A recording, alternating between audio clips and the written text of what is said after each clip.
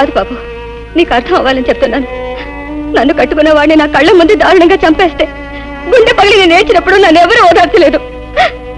నిజాన్ని బయటపడితే నన్ను నా బిడ్డని చంపేస్తానని బెదిరించినప్పుడు నాకెవరు అండగా రాలేదు. నన్ను ఊరు వదిలిపోకుండా ఇక్కడే బ్రతకాలని కొందరు శాసించినప్పుడు నాకు తోడుగా ఎవరు నిలబడలేదు.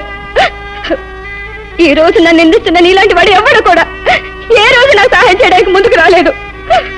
అందుకే బాబు నా బ్రతుకుల కుక్కలు చింపిన విస్తురైంది. ఐఎమ్ సారీ, మీ గురించి నిజం తెలియక మిమ్మల్ని బాధ పెట్టాను.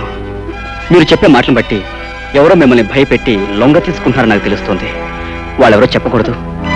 బాబు వద్దు, జీవితంలో అన్నీ పోగొట్టుకున్నాను. పట్నంలో చదువుకుంటున్న నా ఒక్కగానొక్క బిడ్డ కోసం జీవోత్సవంలో బ్రతుకుతున్నాను. ఇప్పుడు నిజాన్ని బయట పెడితే నా బిడ్డను చంపేస్తాను. అందుకే దయచేసి నన్ను అర్థం చేసుకోవడానికి ప్రయత్నించు.